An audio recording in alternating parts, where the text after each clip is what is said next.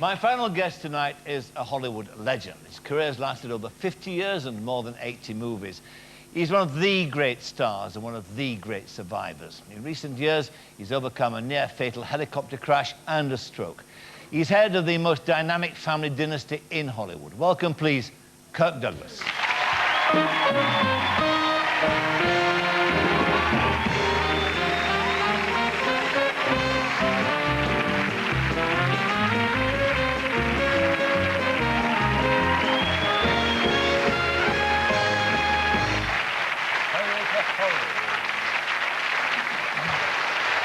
So, just flown in from Berlin, where you got the Golden Bear Award, Special Lifetime Achievement Award. Since last we met, they've been throwing awards at you, the Special Academy Award. Listen, Michael, if you live long enough, you get all the awards. That's the trick, is it? Lifetime Achievement Award makes me mad. Yeah. I mean, is it over? I mean, lifetime achievement. Exactly. I did a picture last year, the first picture after my stroke. I know. So I want to be the most popular actor in the world with a stroke. How do you... I mean, you were, what, 78, 79 when you had the stroke? Yes, well... A lot of people, I think, at that age would kind of... It was 3 years ago. Well, then you're 80. I'm 84. 84. And counting. I'm counting. 84 and still here, yeah. But I mean, a lot of people, I would have imagined, would not have survived it mentally, in a sense. They would have rolled over and said, well, this is it. But you didn't do that. You know, I have learned so much from my helicopter crash, then from my stroke. Because first of all, you learn that things can always be worse. I'm here. I don't speak as well as I used to, but my wife said that there's too much talking anyway. No, and I have, look, I'm just finishing a book. I call the book My Stroke of Luck. And in it, I try to maybe help other people with handicaps. For example, depression. I know depression, there's lots of scientific causes of it, but I think one of the big causes of depression is narcissism. You are thinking too much about yourself. You have to start thinking about other people and other things, and you get, that's the way I got out my depression. So when it first happened to you, you were depressed. You thought, why me? God, why me? And what am I going to do now? Well, what is an actor who can't talk? You know, and at the beginning, I couldn't talk at all. Then I started to study with a speech therapist, and Michael and I were always going to do a movie together. So Michael said, well, Dad, you keep working with your speech therapist, and then we'll do the movie. I got mad and said, Michael, why don't you work with my speech therapist? And then I said, and then Michael, when you talk the way I talk, we'll do the movie.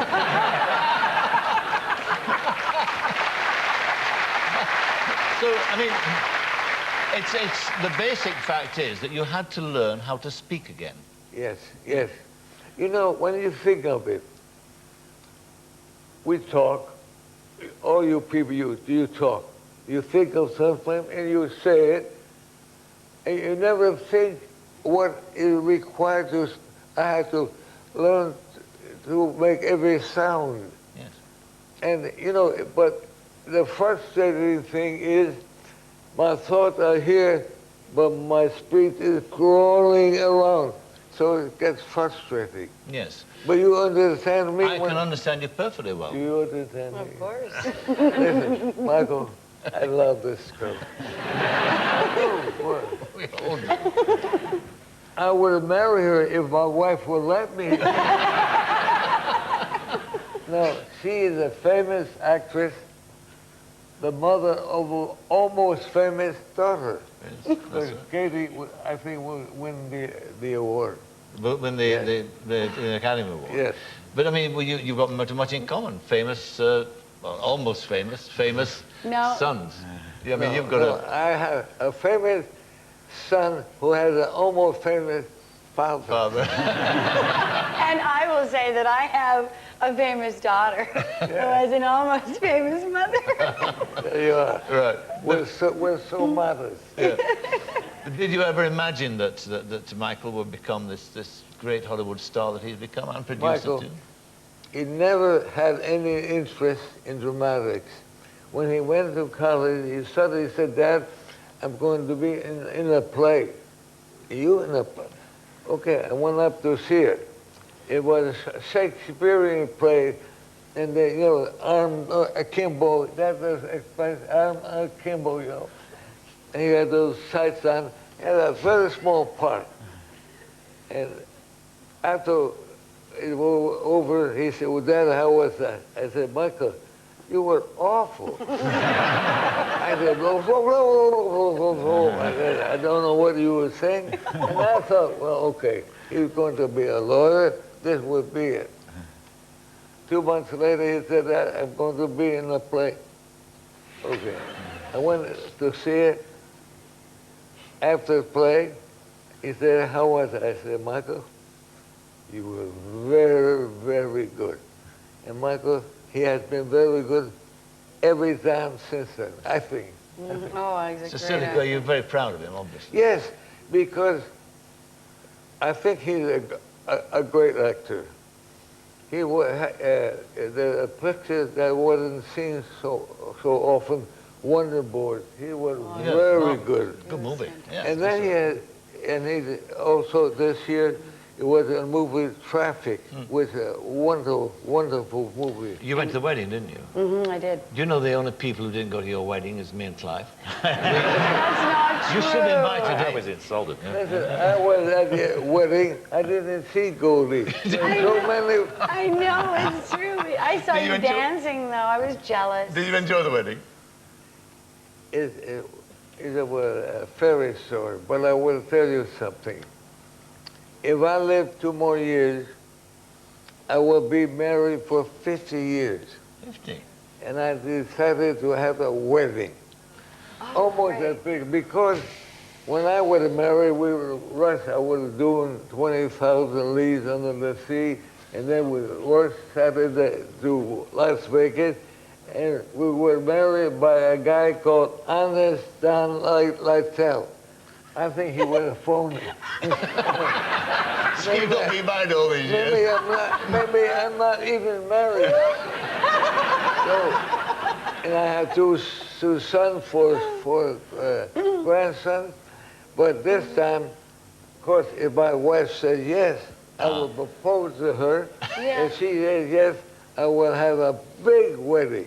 You'll be invited. I You will too, come. Fly. That's very romantic. That's wonderfully romantic. Oh, I What love about, well, again, the question I asked Goldie, I mean, you've been a Hollywood star now for 50 years. The changes that you've seen are extraordinary. Is it a better place now than it was? I think, you know, things go up and down. There's a lot of talented young people, but I think I hope they concentrate more on the story. Yes. I said to Arnold Schwarzenegger one night, I said, geez, Arnold, when you get a car, you give 1,000 bullets. When I was in Washington, I killed a guy with only 1 bullet. That's a wasting. One bullet. So perfect. You also just said once, which I found a very interesting quote from you. You said that even though you came from the background that you did, that you thought that Michael was more disadvantaged than you were. Of course. But how so? Goldie would know what I mean. I was very poor, didn't have enough to eat. So I had nowhere to go but up. I mean, I was always ready down. That's right. But my sons They know there's always going to be enough to eat. Right. They know there's always enough money for college. So that's a disadvantage. They have to overcome that.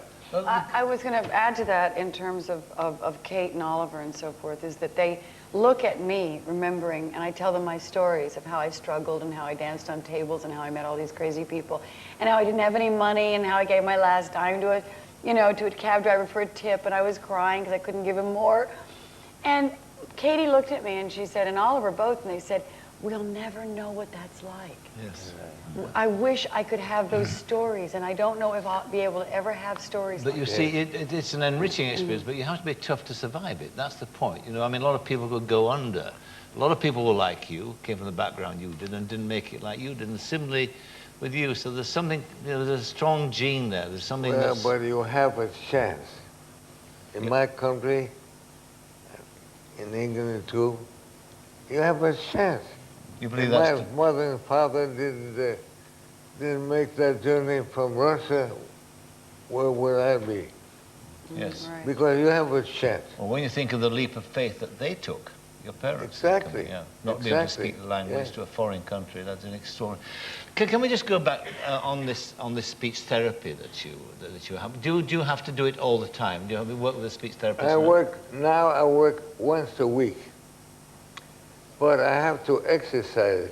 You know, I did my first movie after my stroke. I played a man with a stroke, obviously, You played a boxer, didn't you? and he used to be a boxer, and then they used some film from Champion. But in that movie, all the exercises that I do every day. Right. Oh, you have to get the lips going, the tongue going, how the teeth, and then I say like A-E-I-O-U, baby, Bible, boo. Pretty good, huh? That's very good. That sounds damn good. So anyhow, Baby Bible. you have to exercise every day. Were there particular words, have there been particular words that have really frustrated you? Listen, for instance, spaghetti. I couldn't, and I love spaghetti. I went to a restaurant, for the S, I had lots of trouble with S's. So said I will have spaghetti. Spaghetti. We laughed because I always make fun of myself. So I was with a group. The next week I worked at my S's. And that group, the same person I came in, they were on another table, and I went over to the table and I said, spaghetti, spaghetti, spaghetti. Finally got it. Yeah, they must have a wonderful sense of triumph. I mean, everything's like Yes. that become momentous, don't Yes. they, in a sense? See,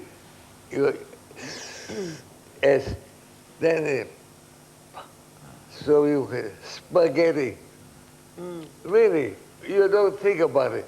As a matter of fact, I find it fascinating.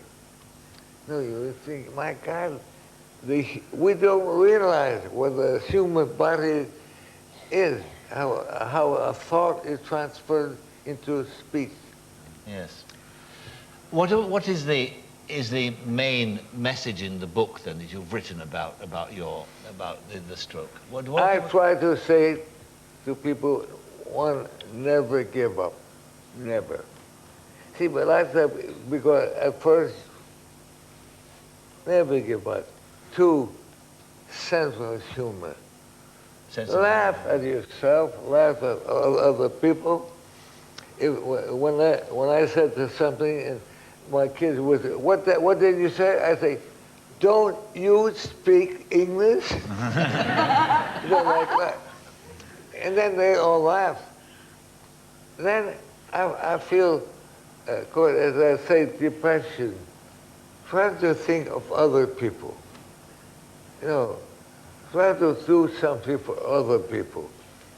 And if a little bit of religion comes into it, because I believe in prayer. Yes. Because if you analyze all the religions, the base of it is do unto others as you would like them to do unto you. In other words, be good people. The last millennium, my generation did a terrible job. Look, it was all kinds of awful things, including McCarthy and I visited the Holocaust, all the wars. So it's up to you young people.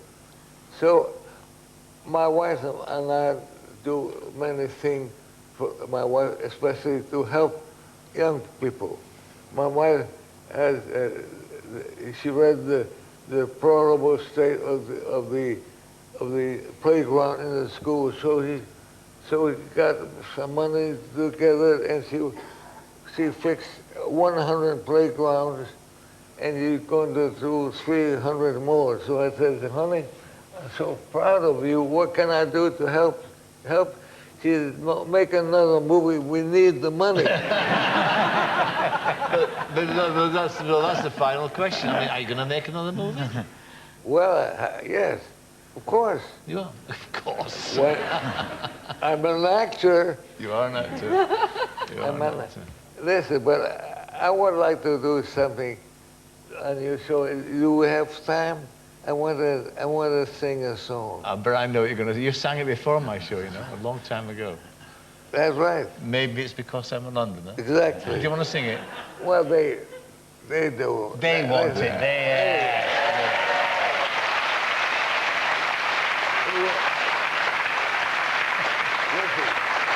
I sang this song 30 years ago. You did. And this is a song, spaghetti. This is a song that I did with Burt Lancaster at the Palladium. That's We right. said, do it. Now, I wanted to sing it because the last thing when I left the hotel, my wife said, and don't sing. So she wanted the show. I said, well, why not? She said, you don't have a good voice. Well, I said, if you have a good voice, what's not to do it? But if you don't have a good voice and you can still sing, that's nothing. I will show you. London isn't everybody's cup of tea. This is America's cup line. But I'm here to tell you that I disagree. Because I've a yen for singing the land. Maybe it's because I'm a Londoner that I love London so.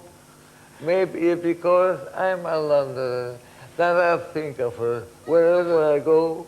I get a funny feeling inside of me, just walking up and down. Maybe it's because I'm a Londoner that I love London town. Yeah, bravo. Bravo.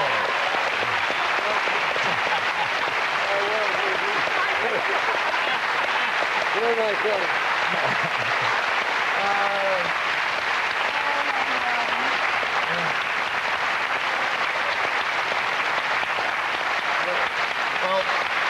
When I come home, my wife will be... You are in the doghouse. How I'll are tell you, you. honey? Yeah. You were terrible. Well, you were, as Clive and I were saying earlier, I mean, people like you, and you particularly, were an inspiration to us many years ago, 50 years ago, as a film star. I think you're a bigger inspiration now to the world at large. Kirk Douglas, thank you very much. Yeah.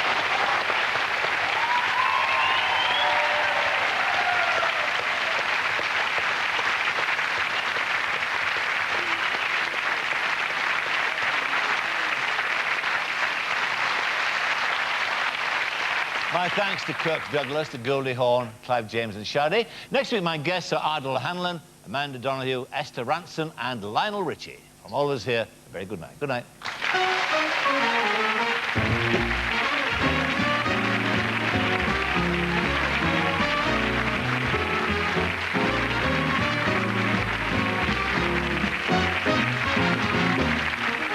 And Parkinson's got his Sunday supplement tomorrow morning on BBC Radio 2 from 11 on 88 to 91 FM. Glitz and glamour later tonight on BBC One. The stars of the music world gather for the Grammy Awards at 11:35.